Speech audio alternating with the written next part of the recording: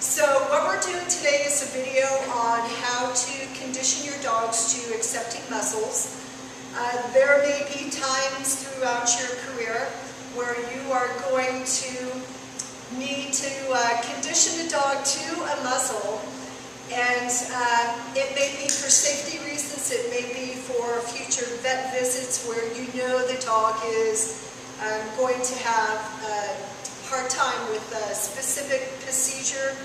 Maybe it's going to entail some type of unpleasant stimuli. So we're going to break down conditioning dogs to muzzles, and also this technique you can also use and apply towards conditioning your dogs to a gentle leader.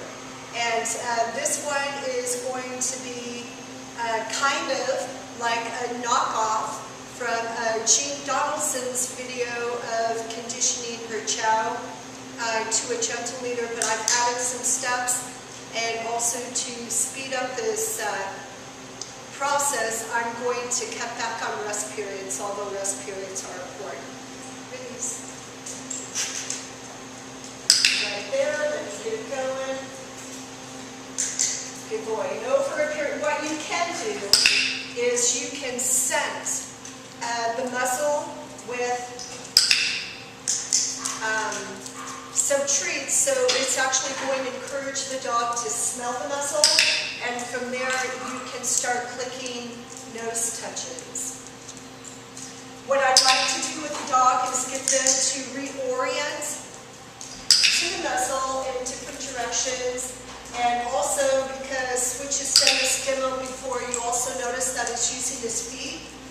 And that is a quicker mistake on my half. What I would prefer is him to just do nose touches, but it's something that I can actually work with. So once you get him touching with the nose, then you're good to go. And what you can do is start hand targeting it. And this is kind of where Jean Donaldson picks up as far as getting the dog to nose touch it.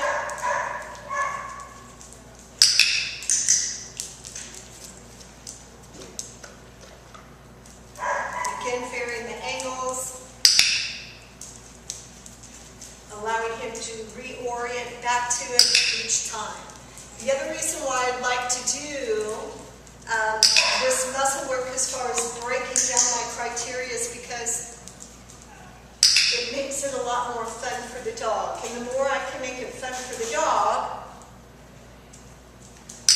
the more the dog is going to associate good things with the muzzle.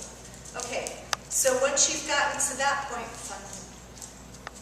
you can start putting the muzzle in your hand. And you can start clicking the dog, working on putting his muzzle inside and nose touching your palm of your hand. And what we're looking for is for the dog to start pushing, really pushing his nose in the muzzle as if wanting to hopefully work towards putting it on.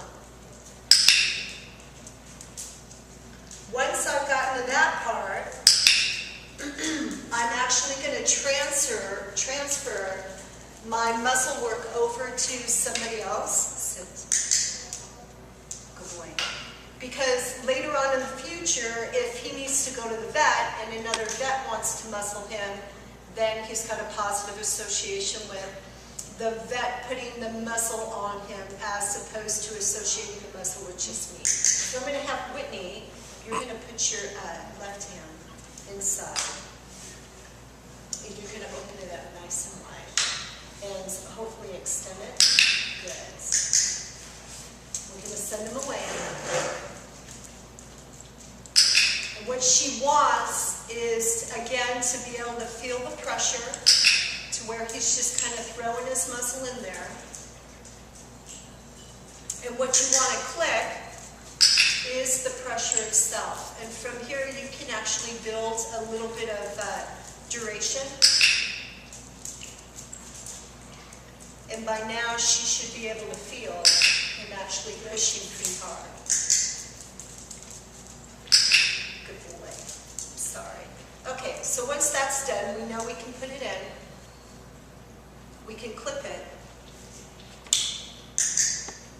And then we can pick up right where you normally would as far as the gentle leader. Again, you can put the muzzle on and feed.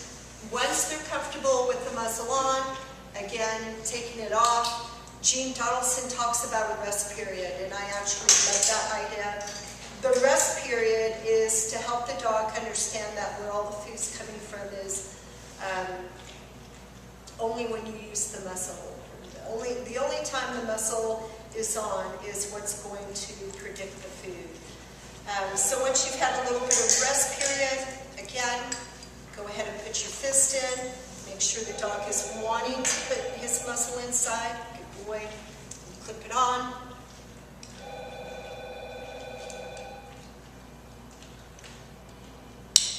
Again, feed.